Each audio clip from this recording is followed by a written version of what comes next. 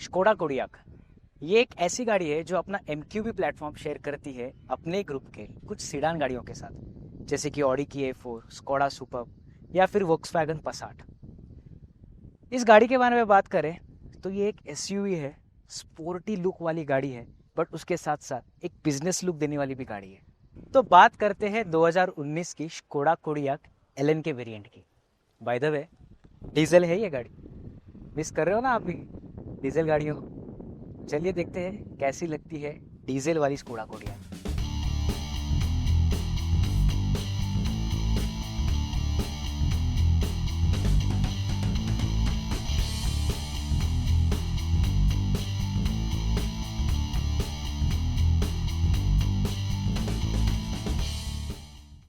तो front side से शुरू करते हैं।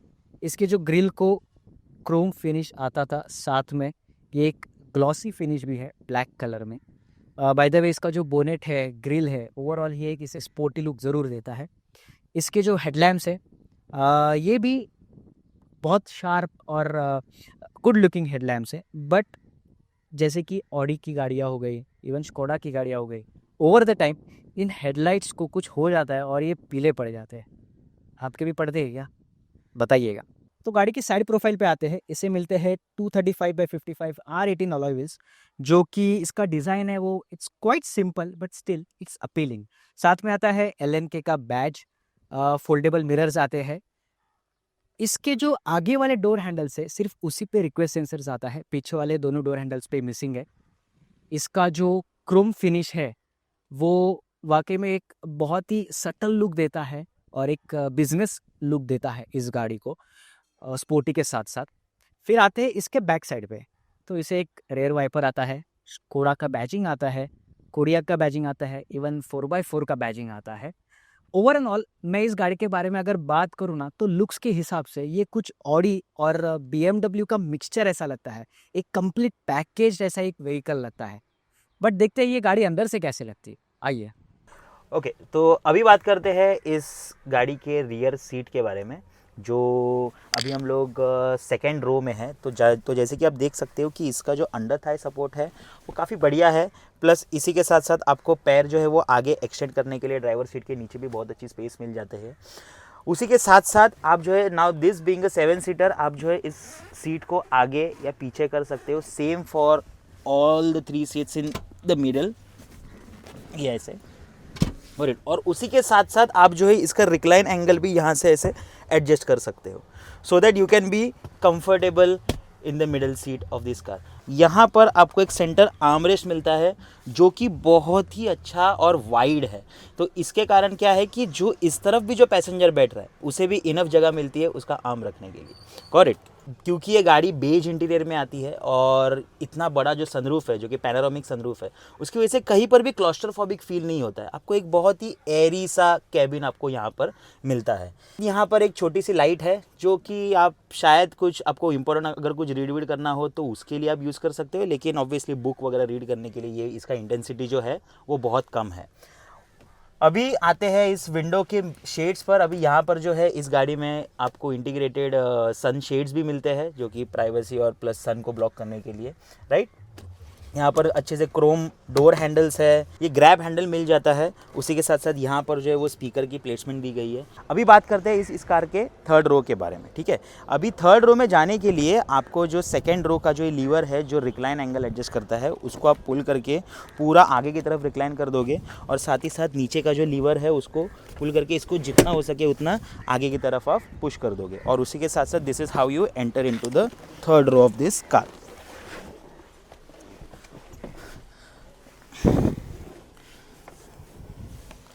ठीक है, तो जैसे कि आप देख सकते हो अभी इसका रिक्लाइन एंगल पूरा आगे की तरफ है, फिर भी मेरे जो नीज है वो टच हो रहे हैं। तो रियर ये जो थर्ड रो जो है this is best kept for small childrens only. बच्चे यहाँ पर अगर बैठे वही कंफर्टेबल बैठ सकते हैं, अडल्ट नहीं बैठ सकते यहाँ पर कंफर्टेबली बिल्कुल भी।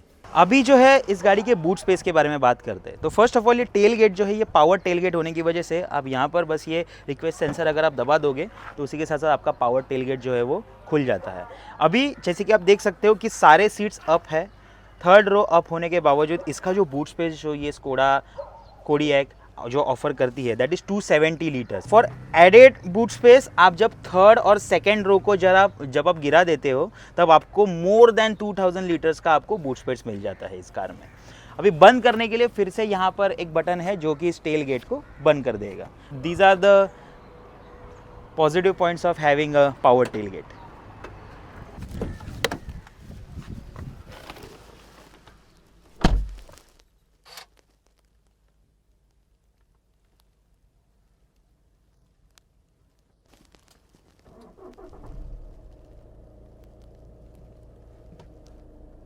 अभी अंदर जैसे ही बैठते हैं तो सबसे पहले जो नज़र जाती है वो है इंस्ट्रूमेंट क्लस्टर पे।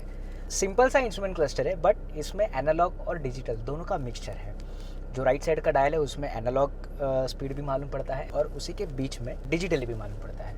ओडोमीटर आप देख सकते हैं कि अभी तक ये 1,12,000 किलोमीटर चली है बाय द वे गाड़ी। इसका जो इंफोटेनमेंट स्क्रीन है वो कुछ हद तक पसाट से ही इंस्पायर्ड है। मैं जो कि पसाट जब रेगुलर चलाता हूँ तब मुझे इस गाड़ी में बैठता हूँ तो ओवरऑल पसाट जैसा ही मुझे इसका जो इंटरफेस है वो कभी कभी लगता है। ये जो इधर के जो बटन्स की प्लेसमेंट है ये सारी पसाट जैसी है। ये जो पावर ऑन फिर बाद में वॉल्यूम कम ज़्यादा करने का बटन है वो, ये जो रेडियो का जो फ्रीक्वेंसीज चेंज करने के लिए बटन है वो, इवन जो नीचे के जो एसी कंट्रोल्स है वो भी कुछ हद तक पसाट के जैसे ही है। हालांकि इसकी जो क्वालिटी है इसे जो ग्लॉसी फिनिश दिया हुआ है वो थोड़ा ज़्यादा इम्प्रेसिव लगता है कंपेयर टू पसाट। पसाट से इसके लिए कंपेयर कर रहा हूँ क्योंकि वाकई में ये जो पसाट की जो प्लेटफॉर्म पे है MQB प्लेटफॉर्म पे उसी पे बेस्ड है ये गाड़ी और जो इंटीरियर्स है वो मोर ओवर पसाट जैसी है। इवन अगर आप इसकी की भी देखेंगे, ये बाय द वे स्पेयर की है, इसकी जो ओरिजिनल की है वो भी कुछ हद तक क्या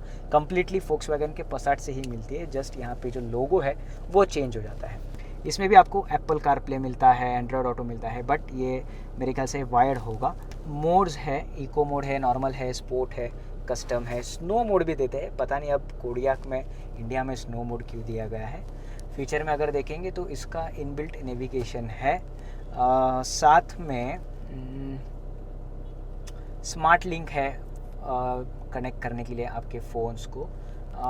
इमेजेस भी आप इसमें देख सकते हैं। आपको जो इनपुट देना होगा किसी चीज़ का, पेन ड्राइव या फिर any other thing. Climate control आप कर सकते हैं। बाय द वे ये 2 जोन क्लाइमेट कंट्रोल है।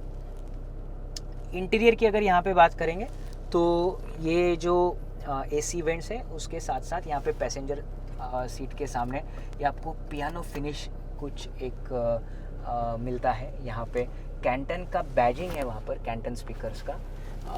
स्पीकर इसके डिसेंट है, इट्स क्वाइट गुड, कैंटन के है बट इसमें और बेटर हो सकते थे। अगेन जो स्टोरेज है वो क्लव बॉक्स में है, ठीक है, आइडल स्टोरेज है, बेसिक सा स्टोरेज है। यहाँ पे भी आपको स्टोरेज मिल जाता है। मैं फिर यहाँ पे भी स्टोरेजेस है। ये जो है आपके गियर नॉब के आगे यहाँ पे भी काफ़ी अच्छा स्टोरेज है, काफ़ी डीप स्टोरेज है। यहाँ पे आप आपका वॉच रख सकते हैं, फ़ोन रख सकते हैं। इसे वायरलेस चार्जिंग नहीं आता था, इसे क्लोज भी कर सकते थे।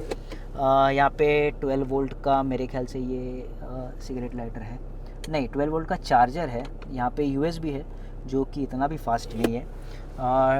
यहाँ पे मोड्स का बटन है, ट्रैक्शन कंट्रोल ऑन ऑफ है, हैंड ब्रेक है, इलेक्ट्रॉनिक हैंड ब्रेक है, ऑटो होल्ड का फंक्शन है, DSG गियर बॉक्स।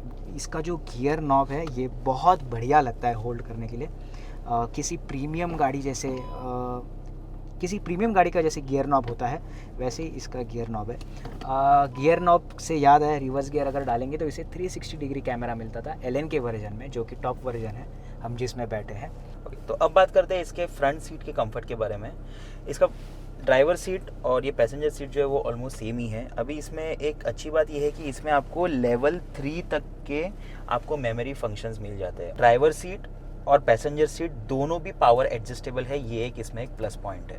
करेक्ट। अब उसी के साथ साथ अभी इसका जो एक कंफर्ट है वो मेरे ख्याल से उतना वाव नहीं है। थोड़ा सा जैसे कि अभी हम लोग रिसेंटली जब हम लोग टाइगून में बैठे थे तो वो सीट ज़्यादा कंफर्टेबल लग रही थी इस कोडियक के कंपैरिजन में। जैसे कि आप अगर वाइड हो समझ लो तो आपको थोड़ा सा प्रॉब्लम आ सकता है, थोड़ी सी कुशनिंग जो है थोड़ी सी हार्ड है, तो लॉन्ग राइड्स पे आपको थोड़ा सा दिक्कत इसमें आ सकता है। और एक और इम्पॉर्टेंट चीज़ जो ये गाड़ी मिस करती है वो है वेंटिलेटेड सीट्स। अभी इधर ना तो पैसेंजर ना ही ड्राइवर सीट जो है वो वेंटिलेटेड आती है। हैंडरेस्ट जो है इसका थोड़ा इंटरेस्टिंग है कि आपको अगर जितना चाहिए उतना आप यहाँ तक एक्सटेंड कर सकते हैं। फिर अगर समझो इसका हाइट आपको कम लग रहा है तो इसमें 3 लेवल का एडजस्टमेंट है आपके हाइट के हिसाब से, आपके जो बॉडी स्ट्रक्चर है उसके हिसाब से। लेवल 1 पे जो ये अभी मैंने रखा है वो ये लेवल 2 है और ये लेवल 3 है, जो कि थोड़ा हाइट बढ़ता है, आपको चलाने में भी थोड़ा ईजी हो सकता है। फिर इसके अंदर भी स्टोरेज आता है, आपको यहाँ पे भी आप कुछ रख सकते हैं, जैसे कि इन्होंने रखा है ओनर ने यहाँ पे परफ्यूम्स है, ये आप इसे उठा भी सकते हैं और उठा के कुछ बड़ी सी चीज़ भी रख सकते हैं यहाँ पर। यहाँ पे भी आपको स्टोरेज है, विजिटिंग कार्ड्स वगैरह आप रख सकते हैं। तो ये है मोटा मोटा स्कोडा कोडियाक का इंटीरियर। प्रीमियम इंटीरियर दिखता है, प्रीमियम गाड़ी, वाकई में प्रीमियम गाड़ी थी वो उस वक्त 2019 में लॉन्च हुई थी। 2017 में ये गाड़ी जो है वो 2019 की है, आज 2025 चल रहा है, 6 साल में 1,12,000 किलोमीटर के आसपास चली ये गाड़ी। तो देखते हैं यार ये डीजल इंजन कैसा लगता है चलाने के लिए। बाय द वे मैं भी मिस कर रहा हूँ जो अभी का जो स्कोडा कोडियाक आया है उसमें सिर्फ पेट्रोल ऑप्शन है, फ्यूल ऑप्शन है। अगर डीजल होता उसमें तो भाई कुछ अलग ही बात होती, बट ठीक है, ये जो पुरानी डीजल वाली कोडियाक है वो चला के देखते हैं भाई इसमें क्या अलग मज़ा था। चलिए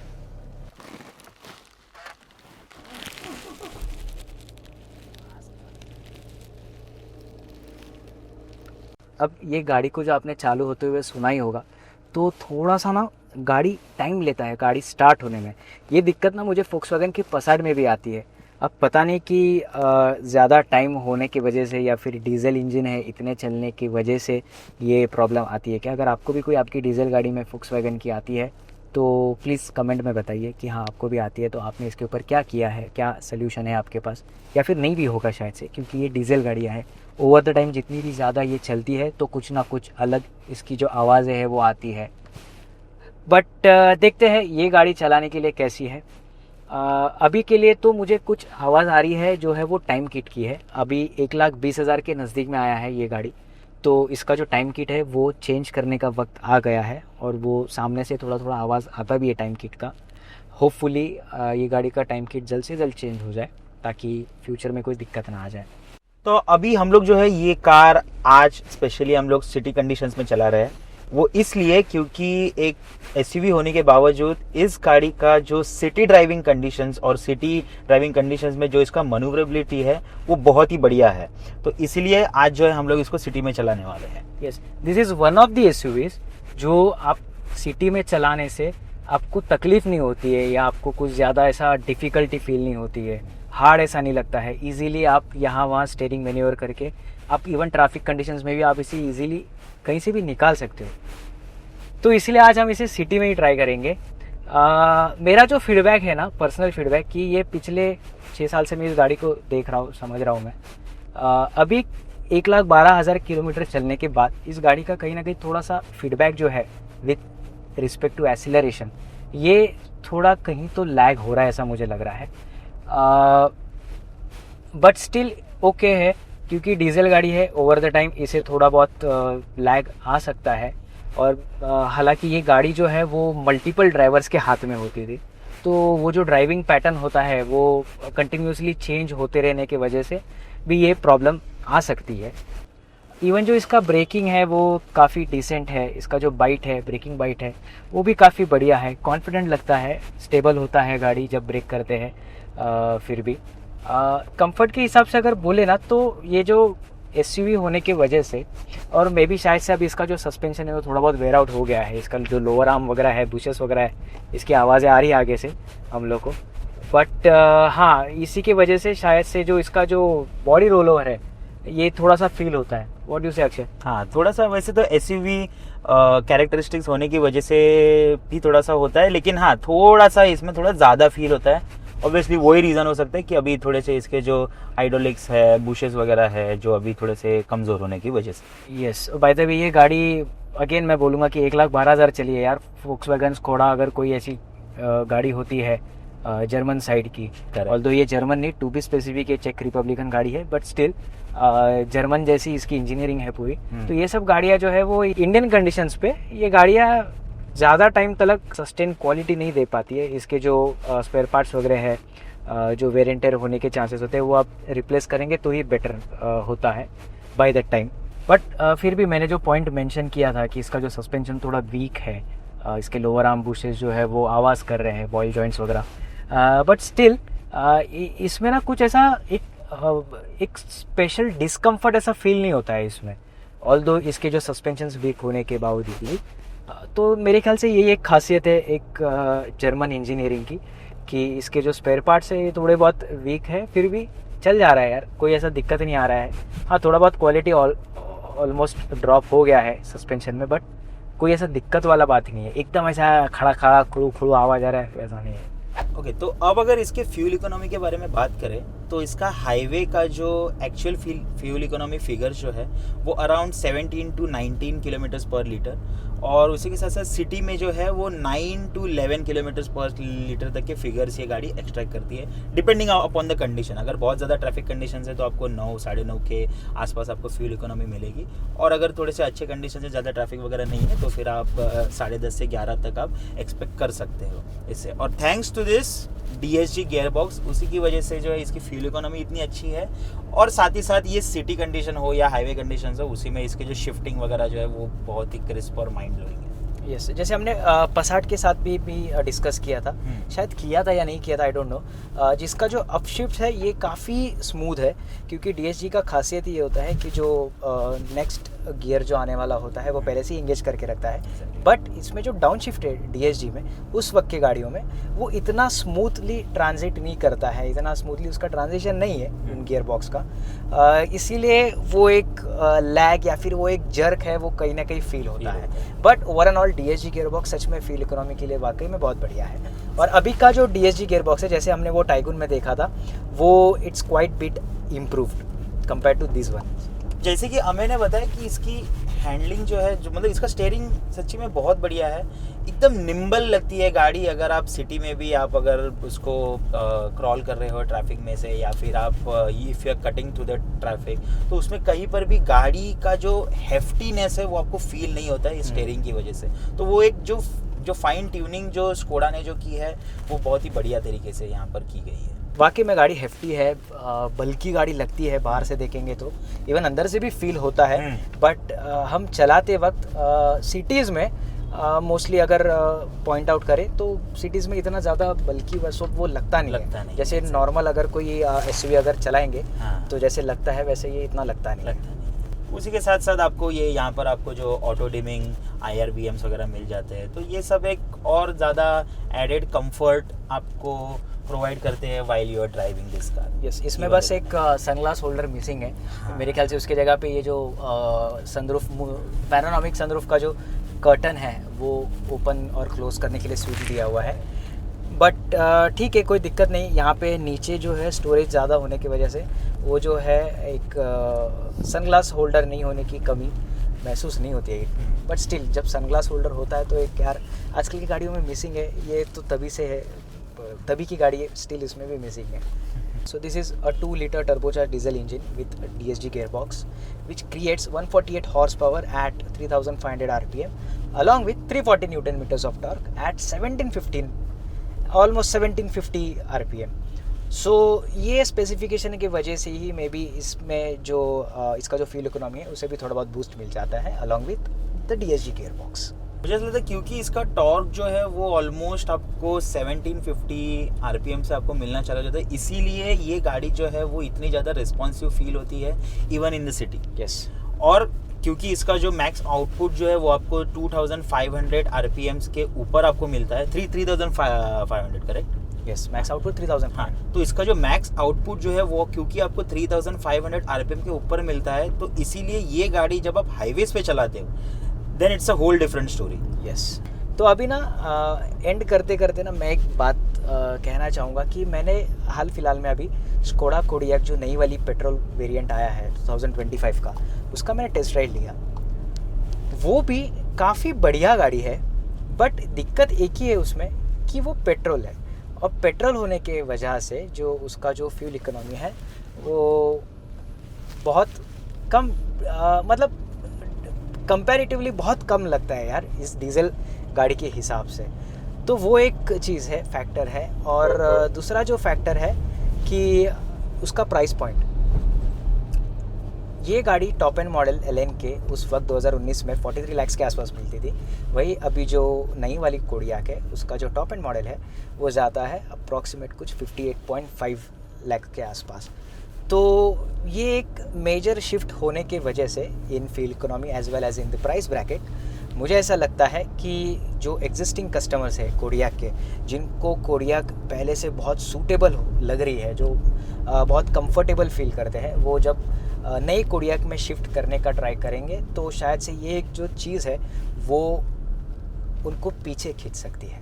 जैसे कि ये ओनर के साथ भी हो रहा है, ये गाड़ी के ओनर के साथ भी, जब ये नई गाड़ी लेने की सोच रहे हैं and he was thinking about to purchase the new Kodiaq, but ये जो दो फैक्टर्स है, प्राइस पॉइंट हालांकि ठीक है चलेगा, आजकल मार्केट में सभी गाड़ियों के प्राइस ज़्यादा है, बट जो फ्यूल इकोनॉमी है वो जस्टिफाइड नहीं लगती है यार। सो लेट्स सी क्या है, अगर उसमें कोई डीजल वेरिएंट आता है, स्कोडा लेके आता है, तो बात कुछ अलग बन सकती है। बट फोक्सवैगन ग्रुप ने ही डीजल वेरिएंट्स बंद कर दिए हैं, तो मुझे तो लगता नहीं है कि इन नियर फ्यूचर ये कोई पॉसिबल है या फिर कम्प्लीटली बंद कर दिया होगा। बट लेट्स होप अगर डीजल वेरिएंट आता है तो शायद से कुछ गेम चेंज हो सकता है कोडियाक के लिए। बट अगेन जो नई वाली कोडियाक है उसका भी हैंडलिंग वगैरह जो है बहुत बढ़िया है। आप भी अगर टेस्ट ड्राइव लेना चाहते हैं, परचेस करना चाहते हैं तो प्लीज़ कीजिए। So yes, we are signing off from this video.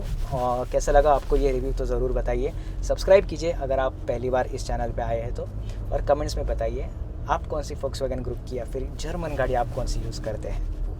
Thank you. So this was Akshay and my self Amay signing off from this video. Thank you.